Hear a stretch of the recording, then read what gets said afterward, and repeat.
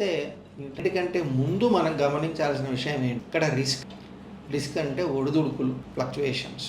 ఇవి సహజంగా మార్కెట్లో ఒక ఆయన సంవత్సరం కూర్చొని అలలన్నీ అయిన తర్వాత నేను ప్రయాణం మొదలు పెడతాను. అలాగా మనము మ్యూచువల్ ఫండ్స్లో ఎంటర్ అయినప్పుడు మార్కెట్ ఫ్లక్చువేషన్స్ మ్యూచువల్ ఫండ్లో ఉండవు. మార్కెట్ మ్యూచువల్ ఫండ్ నన్ను ఇంకా ఫ్లక్చువేషన్స్ కాపాడుతుందన్న తప్పు. ఫ్లక్చువేషన్స్ ఇందులోనూ ఉంటాయి.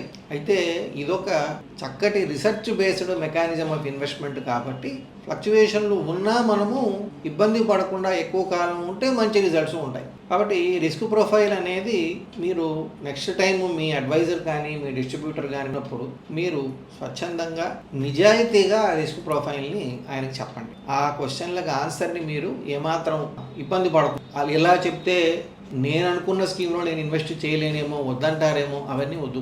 సహజంగా మీకు వచ్చే మొదటి ఆన్సర్ని చెప్పండి. ఎప్పుడైతే ఆ క్వశ్చన్ మీకు వేస్తారో మీకు వెంటనే తట్టింది అది కరెక్ట్ ఆన్సర్ అనమాట. అది మీ నైజానికి మీ ఆలోచనలకి దగ్గరగా ఉంటుంది.